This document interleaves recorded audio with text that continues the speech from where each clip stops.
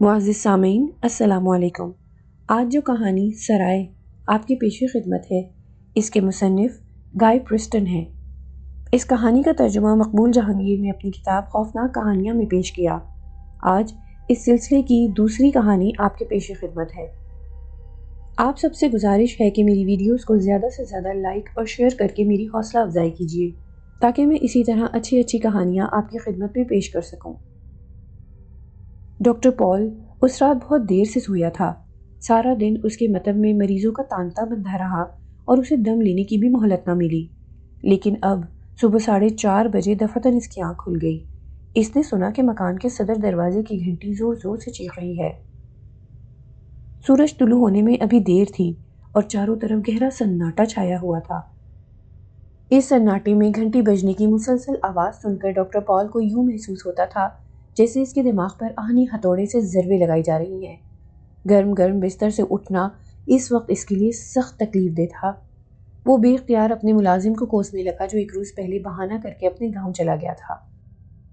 خدا معلوم کون بدبخت میری نیند حرام کرنے آ پہنچا ہے، جہنم میں جائے، اس نے بڑبڑا کر کہا اور لحاف اپنے اوپر لپیٹ کر سونے کی کوشش کرنے لگا، مگر اب گھنٹی بجانے والا دروازے کو اس انداز میں پیٹنے لگا کہ پورے مکان میں بھونچال سا آ گیا۔ کئی منٹ تک یہی کیفیت رہی اور جب ڈاکٹر پال کی نیند اڑ گئی اور اسے یقین ہو گیا کہ دستک دینے والا ٹلنے والی چیز نہیں، تو وہ تیش میں آ کر بستر سے نکلا اور ڈریسنگ گاؤن پہن کر لڑکھڑاتی چال چلتا ہوا صدر دروازے کی طرف گیا۔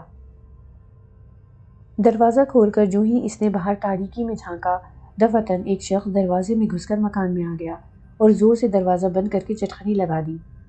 پھر اس نے اپنے کانپتے ہوئے ہاتھ سے ڈاکٹر کا بازو پکڑ لیا۔ ڈاکٹر نے جھٹکا دے کر اپنا بازو چھڑانا چاہا، لیکن اجنبی نے اس کا ہاتھ اور سختی سے جکڑ لیا اور ہانپتے ہوئے بولا، مجھے بتایا گیا ہے کہ اس مکان میں ایک ڈاکٹر رہتا ہے، ڈاکٹر پال، کیا تمہارا ہی نام ہے؟ اگر تم ڈاکٹر نہیں تو مجھے ڈاکٹر کے پاس لے چلو۔ ڈاکٹر نے جواب دینے سے پہلے پراسرار اجنبی کا نہایت سکون اور بنظر غیر معائنہ کیا۔ پھر مطمئن ہو کر کہ تشویش کی کوئی بات نہیں، اس نے اجنبی کا ہاتھ پکڑا اور اسے اپنی لائبریری میں لے آیا، جہاں آتش دان میں آگ کے مدھم شعلے ابھی تک رقص کر رہے تھے اور کمرہ خاصا گرم تھا۔ اس نے لکڑی کا ایک موٹا سا کندا آتش دان میں جھونکتے ہوئے کہا، ہاں، مجھے ہی ڈاکٹر پال کہتے ہیں۔ تب خدا کے واسطے مجھے بتاؤ، کیا میں پاگل ہوں؟ ایک مرتبہ پھر ڈاکٹر نے اس بے وقت کے ملاقاتی کو بغور دیکھا۔ اس کا حلیہ بڑا عجیب تھا، سر کے موٹے بال الجھے ہوئے اور گرد آلود، بدن کے کپڑے تار تار اور چہرہ جس کے نقوش صاف تھے خون سے تر تھا۔ اس کی آنکھوں سے خوف و ہراس اور بھررائی ہوئی آواز میں کپکپاہٹ اور دہشت کا عنصر نمایاں تھا۔ ڈاکٹر نے ایک کرسی کی طرف اشارہ کر کے اسے بیٹھنے کے لیے کہا، جس پر اجنبی دھم سے گر گیا۔ تم زخمی بھی ہو، ٹھہرو، میں ابھی تمہاری داستان سنتا ہوں۔ ڈاکٹر نے الماری کھول کر برینڈی کی بوتل نکالی اور گلاس بھر کر اجنبی کو دیتے ہوئے کہا، پہلے اسے پی لو۔ اس نے ایک ہی گھونٹ میں گلاس ختم کر دیا۔ آہستہ آہستہ اس کے اوسان بحال ہونے لگے اور چہرے پر چھائی ہوئی دہشت کے آثار رفتہ رفتہ غائب ہو گئے۔ چند منٹ تک کمرے میں خاموشی چھائی رہی۔ آخر اجنبی نے اپنی رام کہانی اس طرح شروع کی، ڈاکٹر صاحب، میرا نام فرینک میتھون ہے اور میں لندن کا رہنے والا ہوں۔ پیشہ فوٹوگرافی ہے اور میں براسے اینڈ بلیک کمپنی میں ملازم ہوں۔ کمپنی کے کام سے مجھے اس علاقے میں چند تصویریں لینے کے لیے آنا پڑا۔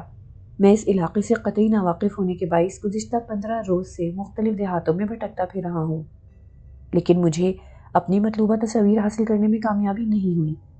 آخر میں نے ویرنگٹن اور وائٹ ہیون کے اضلاع کا دورہ کرنے کا فیصلہ کیا۔ میرا ارادہ وائٹ ہیون کے رائل ہوٹل میں قیام کرنے کا تھا، جس کے بارے میں نے سنا تھا کہ وہاں نہانے اور کھانے کی بہترین سہولتیں میسر ہیں۔ چنانچہ گزشتہ رات میں اپنی موٹر سائیکل پر بیٹھ کر روانہ ہوا۔ یہ تمام راستہ حد درجے ویران، سنسان اور دلدلی میدانوں پر مشتمل ہے۔ رات بھی معمول سے زیادہ سرد اور تاریک تھی۔ میں اپنی دھن میں مست موٹر سائیکل اڑائے وائٹ ہیون کی طرف چلا جا رہا تھا۔ دفتن میں نے محسوس کیا کہ موٹر سائیکل کی رفتار خود بخود دھیمی پڑ رہی ہے۔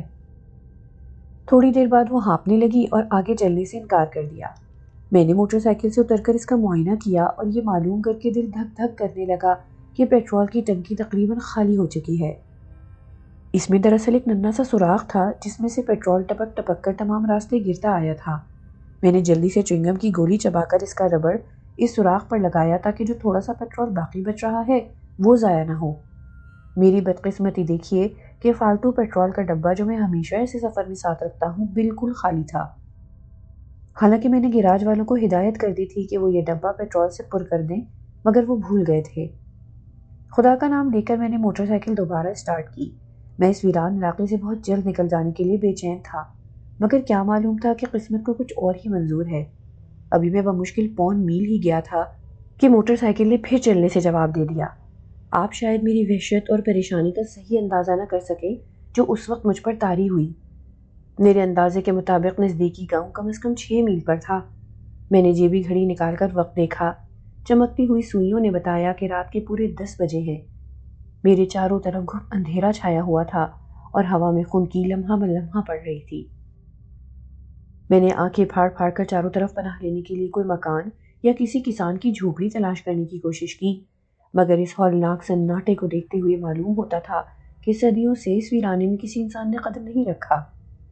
اور پھر میں نے محسوس کیا کہ دھند کا ایک گہرا بادل ہے جو چاروں طرف سے مجھے اپنے حلقے میں لینے کے لیے آہستہ آہستہ میری طرف بڑھ رہا ہے۔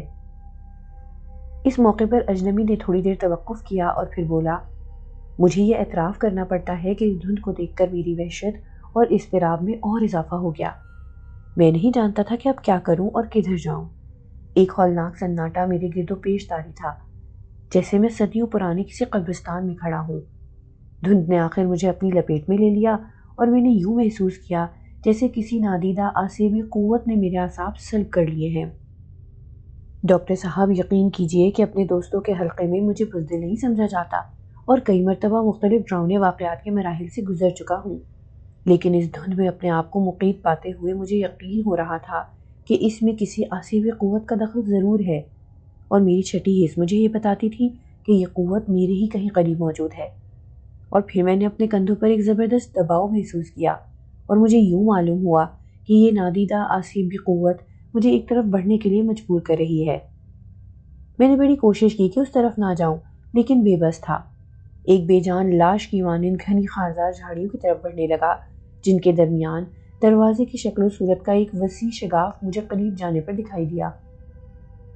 جو ہی میں شگاف میں داخل ہو کر دوسری جانب نکلا، میرے کندھوں پر رکھا ہوا ناقابل برداشت بوجھ فوراً دور ہو گیا۔ شاید اس آصف نے اب میرا پیچھا چھوڑ دیا تھا۔ میں نے دیکھا کہ وہ گہری دھند جسے دیکھ کر وحشت طاری ہوتی تھی، آہستہ آہستہ فضا میں تحلیل ہو کر غائب ہو گئی۔ میں نے اب چاروں طرف دیکھنے کی کوشش کی اور پھر میرا دل جیسے خوشی اور مسرت سے ناچ اٹھا۔ اس ویرانے میں پناہ لینے کے لیے آخر ایک مکان دکھائی دے ہی گیا۔ سرائے کی طرز کا ایک بہت قدیم مکان تھا، جس کے چاروں طرف خضر جھاڑیاں اور لمبی گھاس کثرت سے اگی ہوئی تھی۔ امتداد زمانہ کے باعث اس سرائے کی دیواروں کا رنگ سیاہ پڑ گیا تھا، یا اس گھپ اندھیرے میں مجھے ہی سیاہ نظر آیا۔ بہرحال بیچارگی اور مصیبت کے وقت اس سرائے نما مکان کا دکھائی دینا میرے لیے سمندر میں روشنی کے مینار سے کہیں زیادہ اہم تھا۔ مجھے یقین تھا کہ یہ مکان ضرور آباد ہوگا، اور بے شک رات کافی جا چکی ہے، مگر مکان کا مالک یا جو کوئی بھی اس میں رہتا ہے ایک اجنبی کے لیے دروازہ کھولنے میں کوئی ناراضی محسوس نہ کرے گا، اور عین ممکن ہے کہ اس تھکے ماندے اور بھوکے پیاسے مسافر کو کھانا بھی کھلا دے۔ یہ خیال آتے ہی گرم گرم چائے، ابلے ہوئے انڈے، بکرے کی بھنی ہوئی ران اور شراب سے بھری بوتل کی تصویریں میری نظروں کے سامنے رقص کرنے لگیں۔ مجھے اپنے آپ پر ہنسی آئی۔ چند منٹ پہلے مجھ پر دہشت اور خوف کی جو زبردست کیفیت طاری تھی، وہ اب سکون اور اطمینان میں بدل چکی تھی۔ انسان کی فطرت بھی عجیب ہے۔ ہاتھ کو ہاتھ سجائی نہ دینے والی اس تاریکی میں سرائے کا راستہ تلاش کرنا بھی کار دارت تھا۔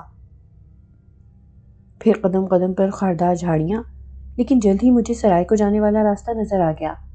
قریب پہنچ کر اس عمارت کے دھندلے نقوش واضح طور پر دکھائی دینے لگے۔ دور سے یہ چھوٹی دکھائی دی تھی، مگر اصل میں یہ عظیم عمارت تھی۔ اس کے بلند دروازے پر جو کچھ لکھا ہوا تھا، جو میں کوشش کے باوجود پڑھ نہ سکا۔ اونچے اونچے درختوں کے ایک زبردست جھنڈ نے اس عمارت کو اپنے حلقے میں لے رکھا تھا۔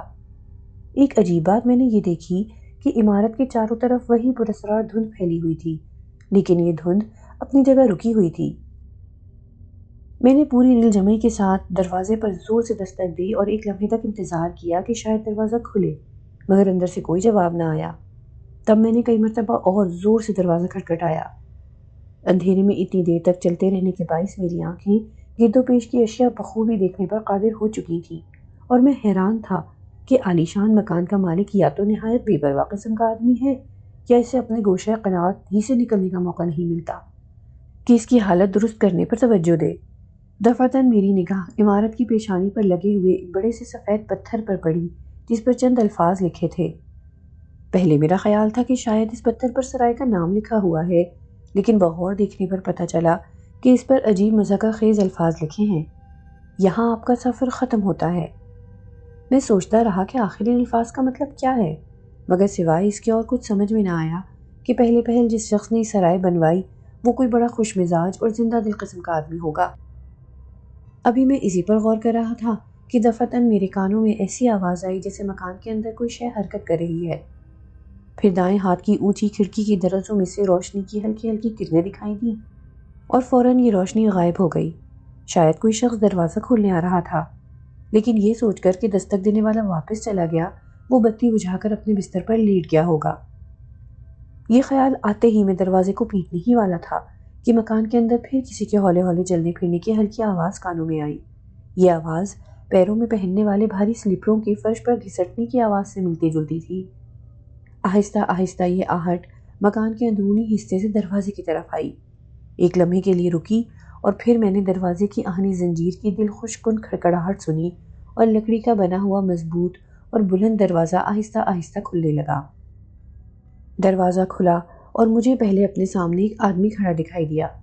اسے دیکھتے ہی میرے بدن میں خوف کی ایک جھرجھری سی دوڑ گئی اور مجھے یوں محسوس ہوا جیسے میری ریڑھ کی ہڈی پر کسی نے برفانی انگلی رکھ دی ہے۔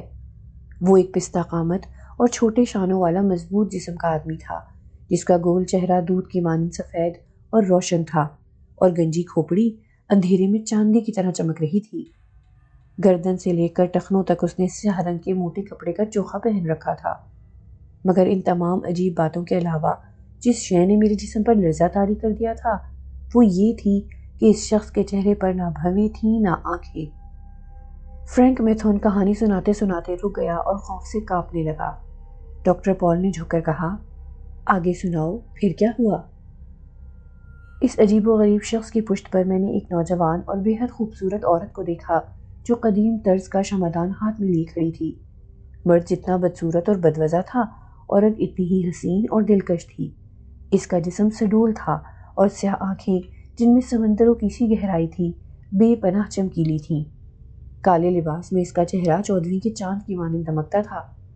میں اس کا چہرہ کبھی نہ بھول سکوں گا، مگر اس خوبصورت اور دلکش چہرے پر ایک شے ایسی تھی جسے دیکھتے ہی میرے دل میں اس عورت کے لیے نفرت اور کراہت کے شدید ترین جذبات پیدا ہو گئے، خدا جانے کیوں۔ اور وہ شے تھی اس کے ہونٹ۔ شمع کی مدھم روشنی میں اس کے پتلے پتلے ہونٹ کبوتر کے خون کی مانند سرخ تھے، جیسے وہ تھوڑی دیر پہلے کسی کا خون پی کر آئی ہو۔ میں نے محسوس کیا کہ مجھے دیکھتے ہی عورت کا چہرہ پہلے سے زیادہ روشن ہو گیا اور اس کی آنکھیں تارے کی طرح چمکنے لگی۔ وہ مجھے ٹکٹکی باندھ کر دیکھنے لگی۔ اس کی نظروں کی تاب نہ لا کر میں نے فوراً اپنی نظریں پھیر لیں۔ ان دونوں کا جائزہ لینے میں 1 منٹ سے زیادہ نہیں لگا۔ میں نے رک رک کر اپنا حال سنایا اور صرف ایک رات کے لیے مکان میں پناہ لینے کی درخواست کی۔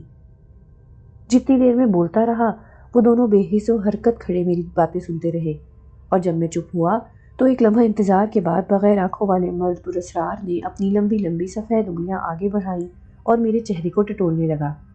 شاید وہ یہ اندازہ لگا رہا تھا کہ میں کوئی اٹھائی گیرا یا بدماش تو نہیں، مگر فوراً ہی اس حسین عورت نے جھک کر مرد کے کان میں آہستہ سے کہا، کافی ہے، اسے اندر آنے دو۔ میں نے یہ فقرہ سن لیا مگر سمجھ نہ سکا کہ کافی ہے سے اس عورت کی کیا مراد تھی۔ مرد ایک طرف ہٹ گیا اور مجھے مکان میں داخل ہونے کا اشارہ کیا۔ اگرچہ میں اس مکان کی حیت، اس میں رہنے والے ان 2 پراسرار افراد کی شکل و صورت، لباس اور انداز گفتگو سے کسی قدر سراسیمہ ہو گیا تھا، تاہم اب میرے لیے مکان میں داخل ہونے کے سوا اور کوئی چارہ کار نہ تھا۔ کیا میں اپنے آپ کو اس ویران اور دلدلی علاقے کے رحم و کرم پر چھوڑ دیتا اور صبح ادھر سے گزرنے والے سردی سے اکڑی ہوئی میری لاش پاتے؟ خدا کا نام لے کر مکان میں داخل ہوا۔ مجھے معلوم نہیں کہ وہ سفید چہرے والا مرد پراسرار کس طرف کو چلا گیا، البتہ عورت نے مجھے اپنے پیچھے پیچھے آنے کا اشارہ کیا اور پہلی منزل کے کمرے میں لے گئی۔ میں نے دیکھا کہ چلتے ہوئے اس کے پیروں سے ہلکی سی آہٹ بھی پیدا نہ ہوتی تھی۔ ابتدا میں یہ کہنا بھول گیا کہ یہ عمارت 2 منزلہ تھی اور اس میں بے شمار بڑے بڑے کمرے تھے۔ وہ مجھے جس کمرے میں لے گئی شاید وہ خوابگاہ کے طور پر استعمال ہوتا تھا، کیونکہ میں نے ایک ہی نظر میں دیکھ لیا کہ کمرے کے ایک گوشے میں نہایت آرام دہ بستر موجود ہے، اور وہ مسہری جس پر بستر بچھا تھا فرش زمین سے کئی فٹ اونچی اور اتنی بڑی تھی کہ اس پر بیک وقت 4-5 افراد آسانی سے سو سکتے تھے۔ عورت کمرے میں داخل نہیں ہوئی بلکہ دروازے میں ہی رک گئی۔ اس کے لبوں پر ایک عجیب پراسرار مسکراہٹ نمودار ہوئی۔ اس نے گردن کے اشارے سے رخصتی سلام کیا اور واپس مڑنے ہی والی تھی کہ میں نے جلدی سے نہایت عاجزانہ انداز میں درخواست کی کہ کیا کھانے کے لیے کچھ مل سکتا ہے؟ لیکن یہ درخواست بیکار ثابت ہوئی، کیونکہ عورت نے نفی میں گردن کو جنبش دی اور بجائے افسوس ظاہر کرنے کے اس کے سرخ سرخ لبوں پر مزید تبسم چھا گیا، یہاں تک کہ مجھے اس کے سفید سفید چمکیلے دانت دکھائی دیے جو غیر معمولی طور پر لمبے اور نوکیلے تھے۔ پھر اس نے دروازہ بند کیا اور چلی گئی۔ اب میں کمرے میں تنہا تھا۔ میں نے کمرے میں چاروں طرف گھومتی ہوئی نظر ڈالی۔ یہ ایک وسیع و عریض کمرہ تھا۔ ایک گوشے میں ہاتھ منہ دھونے کی ایک چھوٹی سی میز لگی ہوئی تھی جس کے قریب ہی چند تولیے لٹک رہے تھے۔ جنوبی دیوار کے ساتھ ساتھ پرانی طرز کی کئی بڑی بڑی کرسیاں بھی قطار میں رکھی تھیں، اور اس کے مقابل کی دیوار کے ساتھ شاہ بلوط کی لکڑی کا بنا ہوا ایک بےحد مضبوط اور بھاری الماری کھڑی تھی۔ مسہری کا ذکر میں پہلے ہی کر چکا ہوں۔ کمرے کی مغربی دیوار کے کونے میں ایک ہی کھڑکی تھی جو مجھے بند دکھائی دی، اور اسی طرف وہ دروازہ تھا جس سے میں کمرے میں داخل ہوا تھا۔ بستر کے قریب کونے میں تانبے کا بنا ہوا ایک نہایت وزنی اور کئی فٹ اونچا لیمپ بھی پڑا تھا جس پر گرد کی موٹی تہیں جمی ہوئی تھیں۔ زرد روشنی میں کمرے کی یہ تمام چیزیں مجھے خواب کی مانند دکھائی دے رہی تھیں۔ مشرقی دیوار کے ساتھ کوئی شے نہ تھی، البتہ ایک چھوٹا سا دروازہ ضرور دکھائی دیا جس میں قفل لگا تھا۔ میں نے ایک سوراخ میں سے جھانک کر دیکھنے کی کوشش کی، مگر کچھ دکھائی نہ دیا کہ اس کمرے میں کیا ہے، کیونکہ وہاں بڑا اندھیرا تھا۔ شدید تھکن کے باعث میرا سارا جسم ٹوٹ رہا تھا اور میرے کپڑے خاک دھول میں اٹ گئے تھے۔ میں نے سوچا اگر اس وقت گرم گرم پانی سے نہا لوں تو کیا ہی اچھا ہو، مگر افسوس کہ یہاں نہانے کا انتظام نہیں۔ میں نے سونے کی تیاریاں شروع کی اور اپنا کوٹ اتارا۔ تب پھر مجھے اس حسینہ کا خیال آیا جو مجھے اس کمرے میں پہنچا گئی تھی۔ میں نے اپنے جی میں کہا کہ سمجھ میں نہیں آتا آخر ایسی حسین اور جوان عورت اس اندھے مرد کے ساتھ اس ویران مکان میں کیوں ہے، اور وہ آدمی تو مجھے اس دنیا کی مخلوق ہی معلوم نہیں ہوتا، ضرور کوئی بدرو ہے، مگر اس بدرو کے ساتھ اس عورت کا کیا تعلق ہے؟ جسم کے ساتھ ساتھ میرا ذہن بھی تھک گیا تھا، اس لیے میں اپنے ہی سوال کا کوئی تسلی بخش جواب نہ دے سکا۔ البتہ میں نے یہ طے کر لیا کہ صبح ضرور اس عورت سے اس معاملے کا حل دریافت کرنے کی کوشش کروں گا۔ بستر پر لیٹتے ہوئے ایک دفعہ پھر میرے دل میں گرم گرم غسل کی زبردست خواہش پیدا ہوئی۔ تب مجھے یاد آیا ممکن ہے وہ چھوٹا سا دروازہ جس میں قفل لگا ہے کسی غسل خانے کا دروازہ ہو، اسے کسی ترکیب سے کھولنا تو چاہیے۔ میں بستر سے اٹھ کر اس دروازے کے قریب گیا اور دروازے کا بغور معائنہ کیا، پھر ہاتھوں کی پوری قوت سے اسے کھولنے کی کوشش کی، مگر اس میں اندر کی طرف قفل لگا تھا۔ میں ہمیشہ کئی قسم کی چابیوں کا گچھا اپنے ساتھ رکھتا ہوں۔ میں نے کوٹ کی جیب سے ایک گچھا نکالا اور باری باری ہر چابی تالے کے سوراخ میں آزمانے لگا۔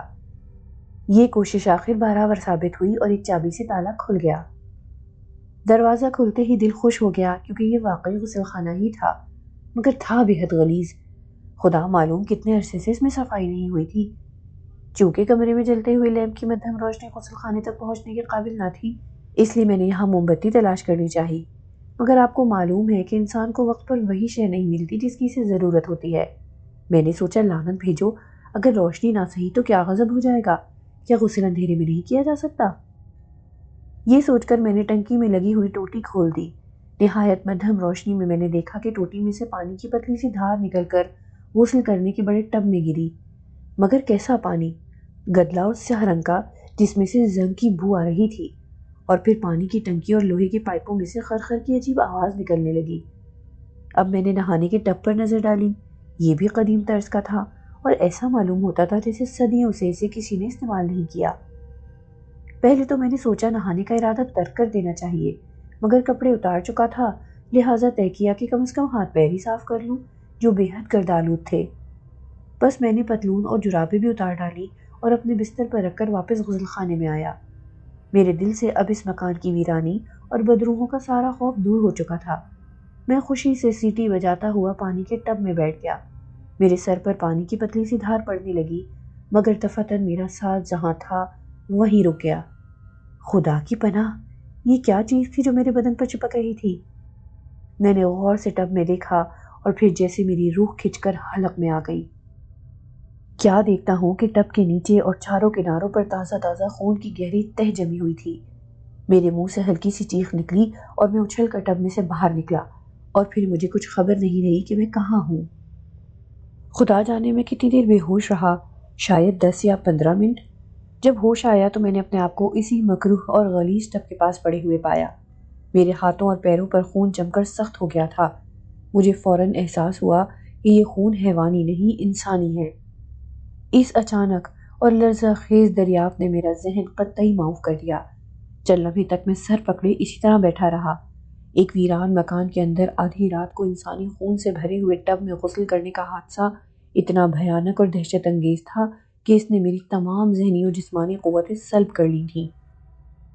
میں اسے یقیناً ایک وہم یا خواب سے زیادہ اہمیت نہ دیتا اگر خون کے جمے ہوئے لوتھڑے سے میرے بدن پر چمٹے نہ ہوتے، مگر یہ خون اس امر کی شہادت دیتا تھا کہ میرے ساتھ حقیقتاً ایسا معاملہ پیش آیا ہے۔ چند منٹ بعد جب میرے اعصاب کچھ پرسکون ہوئے تو میں اٹھا اور کمرے میں جا کر تولیے سے ہاتھوں پیروں پر جمع ہوا خون بمشکل صاف کیا۔ بلا شبہ یہ انسانی تھا اور بالکل تازہ۔ اب میں نے سوچنا شروع کیا کہ یہ خون کہاں سے آیا اور جو بدنصیب مارا گیا ہے اس کی لاش کہاں چھپائی گئی ہے۔ بستر پر کبڑا بنا ہوا میں خدا جانے کتنی دیر تک اسی فکر میں گم رہا، شاید 5 یا 10 منٹ، مگر یوں محسوس ہوتا تھا جیسے ایک زمانہ بیت گیا ہے۔ دہشت سے میرے جسم کا ہر رونگٹا کھڑا ہو گیا تھا اور دل دھک دھک کر رہا تھا۔ میں نے اپنے کپڑے دوبارہ پہنے کیونکہ اب آنکھوں سے نیند غائب ہو چکی تھی، اور ایک ایسی بھیانک جگہ جہاں انسانی خون بکھرا ہوا ہے، کسی شخص کا سونا قطعی ناممکن تھا۔ خدا ہی بہتر جانتا ہے کہ وہ کون بدنصیب تھا جس کا خون بہایا گیا اور کس نے بہایا۔ ایسا معلوم ہوتا تھا جیسے کسی قوی الجثہ جونک نے اس کا خون چوسا ہو اور پھر اسے ٹب میں خارج کر دیا ہو۔ جونک! بجلی کی مانند میرے ذہن میں خیال چمکا، اور پھر اس سفید چہرے والے اندھے کی بھیانک شکل میری آنکھوں کے سامنے گھومنے لگی۔ مجھے کمرہ گھومتا ہوا محسوس ہوا۔ اف خدایا، کیا اس کی شکل جونک سے مشابہ نہیں رکھتی تھی؟ خون سرد ہو کر میری رگوں میں جمنے لگا۔ اس عفریت کا اگلا شکار کون ہوگا؟ میرا بدن خشک ٹہنی کی مانند کانپنے لگا۔ میں اٹھا اور لپک کر کھڑکی کی طرف بڑھا اور اسے کھولنے لگا۔ فرار کا یہی راستہ تھا۔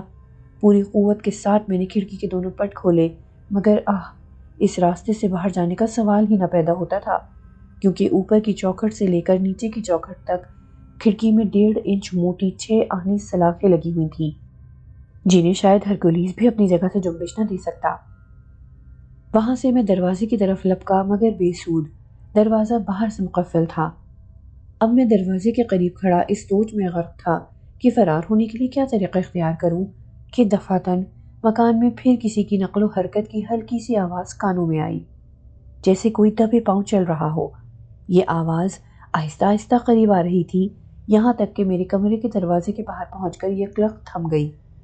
میں دہشت سے آنکھیں پھاڑے دروازے کی طرف دیکھتا رہا۔ پھر میں نے ایسی آواز سنی کہ دروازے کے اندرونی قفل میں چابی گھمائی جا رہی ہے، اور پھر میری طرف دروازے میں لگا ہوا گول دستہ آہستہ آہستہ گھومنے لگا اور دروازہ بغیر آہٹ پیدا کیے 2-3 انچ کے قریب کھل گیا۔ فرینک میتھون کی حالت غیر ہو گئی۔ اس کا سانس زور زور سے چلنے لگا۔ ڈاکٹر پال نے فوراً برانڈی کا گلاس بھر کر اس کے منہ سے لگا دیا۔ برانڈی پینے کے بعد اس کی حالت درست ہوئی۔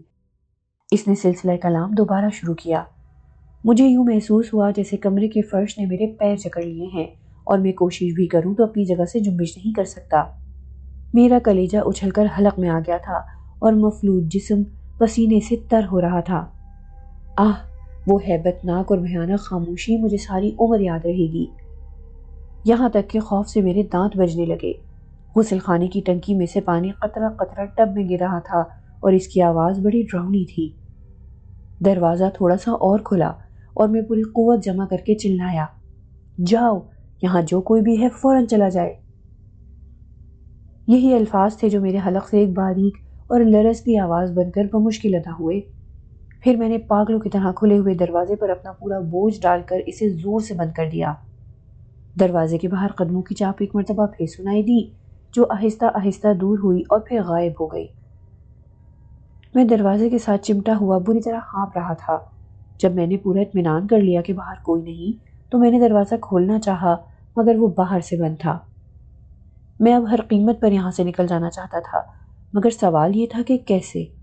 عین ممکن تھا کہ وہ خون آشام جونک جو انسانی شکل میں تھی دوبارہ اس طرف رخ کرتی۔ دفعتاً میری نظر کمرے میں رکھی ہوئی لکڑی کی بھاری الماری پر جا پڑی۔ میں نے سوچا یہ الماری دروازے کے ساتھ لگا دینی چاہیے۔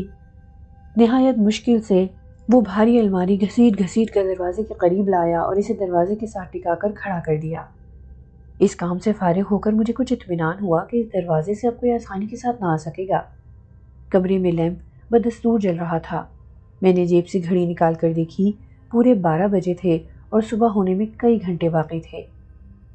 میں اب بستر پر لیٹ گیا اور صبح کو انتظار کرنے لگا۔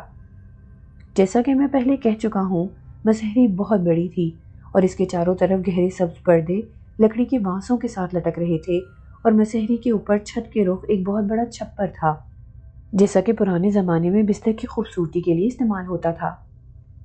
میں بستر پر لیٹا اس خوبصورت صاحبان کو دیکھنے میں محو تھا کہ اچانک میری نگاہ ایک ایسی شے پر پڑی جسے دیکھ کر مجھے ہمیشہ کراہت ہوتی تھی۔ یہ ایک بہت بڑی مکڑی تھی جس نے میرے سر کے عین اوپر چھپر کے درمیان لگی ہوئی ایک لمبی اور نوکیلی آہنی سلاخ سے لے کر مسحری کے کونے تک وسیع جالا تان رکھا تھا۔ میرا خیال تھا کہ چھپر کے درمیان لوہے کی یہ نوکیلی سلاخ شاید لالٹین یا لیمپ وغیرہ لٹکانے کے کام آتی ہوگی۔ مکڑی اب جالے کے عین درمیان میں بیٹھی مجھے دیکھ رہی تھی۔ میں اسے دیکھتا رہا یہاں تک کہ میری آنکھیں نیند سے پھر بوجھل ہونے لگیں۔ سچ کہا ہے کہ نیند سولی پر بھی آ جاتی ہے۔ میں نے آنکھیں کھلی رکھنے کی 1000 کوشش کی مگر بے سود، اور چند لمحوں بعد میں بے خبر سو رہا تھا۔ دفعتاً میری آنکھ کھلی اور مجھے خوب یاد ہے کہ اس طرح کھلی کہ وہ بڑی مکڑی اپنے جالے سے گر کر میرے دائیں گال پر آن پڑی تھی اور پھر رینگتی ہوئی گردن کی طرف بڑھی۔ میں دہشت زدہ ہو کر ایک طرف اچھلا اور عین اسی لمحے چھپر میں سے لوہے کی بھاری نوکیلی سلاخ سنسناتی ہوئی نکلی اور بستر میں کھپ گئی۔ اگر 1 سیکنڈ کی تاخیر ہو جاتی تو وہ سلاخ میرے سینے میں پیوست ہو چکی تھی، مگر اس مکڑی نے میری جان بچائی، اور تب میں نے محسوس کیا کہ چھپر کے درمیان میں اس آہنی سلاخ کو لگانے کا اصل مقصد کیا ہے۔ کسی بد نصیب کو حالت خواب میں قتل کرنے کی اس سے بہتر ترکیب اور کوئی نہیں ہو سکتی تھی۔ اب میں نے غور سے لوہے کی اس نوکیلی سلاخ کو دیکھا جو بستر میں گڑی ہوئی تھی۔ اس کی بناوٹ بالکل نیزے کی تیز دھار انی کی مانند تھی، اور غالباً لکڑی کی وہ چھڑ جس میں انی کسی ترتیب سے لگائی گئی ہوگی چھپر کے اندر ہی رہ گئی تھی۔ انی جب گری تو مکڑی کا جالا ٹوٹ گیا اور یقیناً مکڑی کو پہلے سے پتہ چل گیا ہوگا کہ چھپر کی سلاخ میں جنبش ہو رہی ہے، اور پھر مکڑی خوفزدہ ہو کر میری گردن پر آن گری اور میں نیزے کی انی سے ہلاک ہوتے ہوتے بچا۔ اب میں کمرے کے درمیان کھڑا سوچ رہا تھا کہ اس مصیبت سے بچنے کے لیے کیا کرنا چاہیے کہ دفعتاً دروازے کے باہر میں نے پھر وہی نقل و حرکت کی وہی پراسرار آواز سنی جو اس سے پہلے 2 دفعہ سن چکا تھا، مگر فوراً ہی ہلکی آواز غائب ہو گئی۔ مجھے خیال آیا کہ شاید یہ وہم میرے اعصاب کے باعث پیدا ہوا ہے، چنانچہ کئی لمحے تک میں سانس روکے اور دروازے سے کان لگائے یہی آواز دوبارہ سننے کی کوشش کرتا رہا، اور تب وہی آواز بلا شبہ سنائی دی، مگر اس مرتبہ یہ آواز اس دروازے کے عقب سے آئی تھی جس کے ساتھ مسحری لگی ہوئی تھی، اور یوں سنائی دیا جیسے دیوار کھرچی جا رہی ہو، اس میں سے کوئی شے نکالی جا رہی ہو، اور پھر کوئی بٹن دبائے جانے کا کھٹکا بھی سنائی دیا۔ میں نے گھوم کر دیکھا۔ آہستہ آہستہ دیوار میں ایک چھوٹا شگاف نمودار ہو رہا تھا جس میں سے شمع کی مدھم روشنی کی کرنیں کمرے میں داخل ہو رہی تھیں۔ میں نے پلک جھپکتے میں کمرہ عبور کیا اور جلتے ہوئے لیمپ کو گل کر دیا اور کوشش کی کہ دہشت سے اپنے اعصاب کو بچائے رکھوں۔ پھر میں لپک کر اس غسل خانے میں گھس گیا جہاں جاتے ہوئے روح فنا ہوتی تھی اور دروازے کی اوٹ سے دیکھنے لگا کہ اب کیا واقعہ ظہور میں آتا ہے۔ میں نے دیکھا دیوار میں نمودار ہونے والا شگاف آہستہ آہستہ اتنا چوڑا ہو گیا کہ ایک آدمی اس میں سے بخوبی نکل سکتا تھا۔ پھر مجھے 2 سفید ہاتھ دکھائی دیے جو اس شگاف کو ٹٹول رہے تھے، اور دوسرے ہی لمحے بغیر آنکھوں والا وہ خبیث جو انسانی شکل میں تھا کمرے میں داخل ہو گیا۔ ایک لمحے کے لیے وہ بے حس و حرکت کھڑا کان لگائے کچھ سنتا رہا، پھر فضا میں ادھر ادھر ہاتھ چلاتا ہوا بغیر آہٹ کے میرے بستر کی طرف بڑھا۔ پھر میں نے دیکھا شگاف کے پیچھے وہی خوبصورت چڑیل ہاتھ میں شمعدان لیے کھڑی ہے۔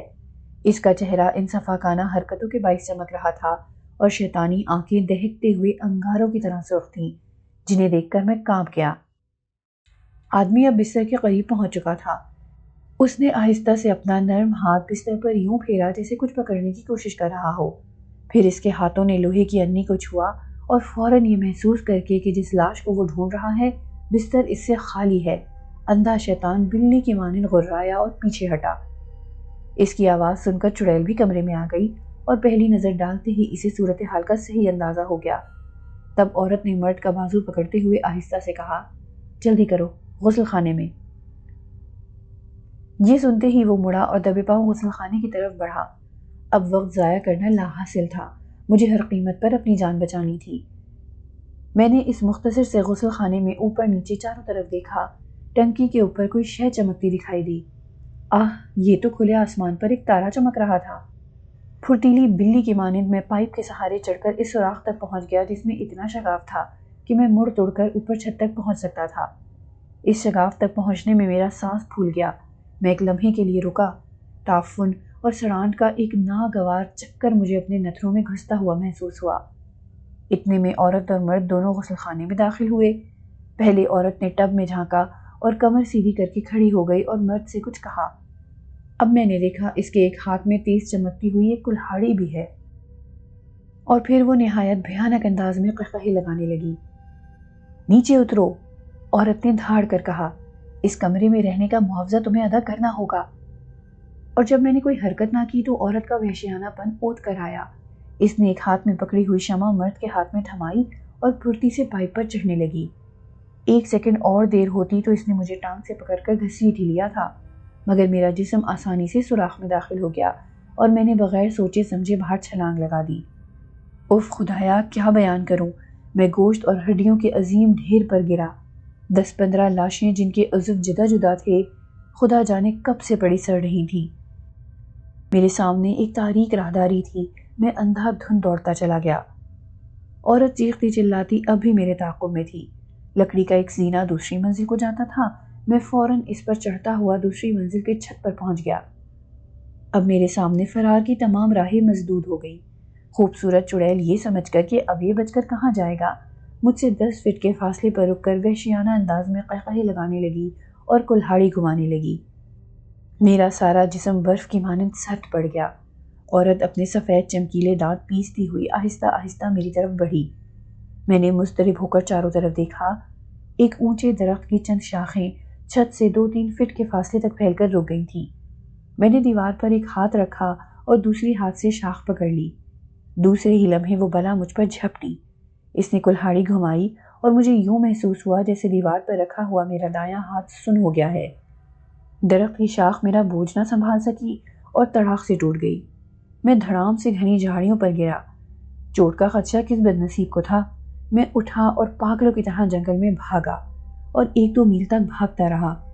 آخر پیچھے مڑ کر دیکھا تو جس مقام پر سرائے تھی وہاں آسمان سرخ ہو رہا تھا، اور پھر میں نے اونچے اونچے شعلے دیکھے جنہوں نے سرائے کی عمارت کو اپنی لپیٹ میں لے لیا تھا۔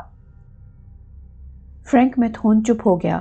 اس کی پیشانی پر پسینے کے بڑے بڑے قطرے چمک رہے تھے اور وہ بری طرح ہانپ رہا تھا۔ سرائے کی عمارت میں آگ لگ گئی؟ ڈاکٹر نے کہا۔ یہ آگ کس طرح لگی؟ میرا خیال یہ ہے کہ عورت نے وہ شمع اندھے کے ہاتھوں میں پکڑا دی تھی اور پھر کسی طرح اس کے سیاہ چوغے نے شمع کی لو کو چھو لیا ہوگا۔ اندھے نے اپنے بچنے کی تدبیر کی ہوگی، لیکن کمرے کے دوسرے سامان نے بھی آگ پکڑ لی۔ ڈاکٹر مسکرایا اور کہا، بہرحال کہانی دلچسپ ہے، بشرطے کہ سچی ہو۔ یہ سنتے ہی فرینک میتھون کے چہرے کا رنگ زرد پڑ گیا۔ وہ آہستہ سے اپنی کرسی سے اٹھا، اپنا بایاں ہاتھ کمر پر رکھا اور کہا، تم بھی مجھے پاگل سمجھتے ہو؟ دفعتاً ایک جھٹکے کے ساتھ اس نے اپنا دایاں ہاتھ کوٹ کی جیب سے نکالا اور ڈاکٹر کی آنکھوں کے سامنے کر دیا۔ اس کی چاروں انگلیاں کٹی ہوئی تھیں اور ہاتھ پر بے ترتیبی سے بندھی ہوئی ڈھیلی پٹیوں پر تازہ تازہ خون جمع ہوا تھا۔